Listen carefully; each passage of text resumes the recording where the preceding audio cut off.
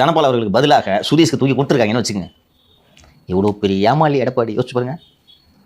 எம்பியும் வாங்கிக்கிட்டு நீ அதுக்கப்புறம் ராஜினாமா பண்ணணும்னு சொல்ல முடியுமா? எம்பி வாங்கிப்பாங்க. வாங்கிக்கிட்டு எங்களுக்கு உரிய மரியாதை கொடுக்காததால் நாங்கள் திமுக கூட்டணியில் இணைகிறோன்னு, இன்னொன்று ஏற்கனவே திமுக இதே மாதிரி அல்வா 16 கொடுத்தவங்க தானே என்று சொல்லிவிட்டு லாஸ்ட் மினிட்ல டிசம்பர் அல்லது ஜனவரியில் திமுக கூட்டணியில் இணைந்தால் அதிமுகவில் என்ன பண்ண முடியும்? ஆனா சார், மக்கள் நல கூட்டணி உருவானதன் காரணம் தான் தேமுதிக சுருங்கி போனது அப்படின்னு சொல்லுவாங்க.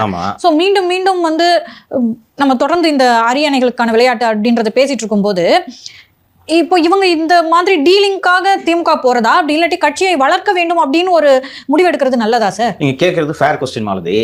கட்சியை வளர்க்கணும், அது முக்கியம்.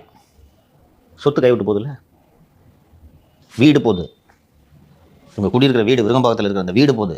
வீடு கொலாட்ரல் 100 கோடிக்கு ப்ராப்பர்ட்டி ஏலம் வருது இந்தியன் ஓவர்சீஸ் பேங்க். கொஞ்சம் தான் கட்டியிருப்பாங்க, சரிம்மா, ரைட்டு. கடன் எப்படி அடைக்கிறோன்னு சொன்னாங்க. 100 கோடி 150 கோடி ரூபா, 100 கோடி ரூபான்னு வச்சுக்கோங்க. 100 கோடி ரூபா ப்ராப்பர்ட்டி உங்களால் விற்ற முடியுமா?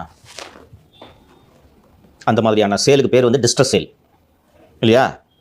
நீங்கள் ஒரு ப்ராப்பர்ட்டி எடுத்து எனக்கு பொறுமையாக நான் கேட்குற விலைக்கு எப்போ வருதோ நான் அப்போ விற்றுக்கிறேன்ட்டு இருக்கிறது வேற. 10 நாளைக்குள்ள விற்கலன்னா வங்கி எடுத்துக்கொண்ட நிலைமையில் விற்கிறதுக்கு பேர் டிஸ்ட்ரஸ் சேல். சரி, இப்போது அந்த கடனை இந்தியன் ஓவர்சீஸ் வங்கிக்கு திருப்பி செலுத்தக்கூடிய நிலைமையில் திருமதி பிரேமலதா விஜயகாந்த் இருக்கிறாரா? இல்லை.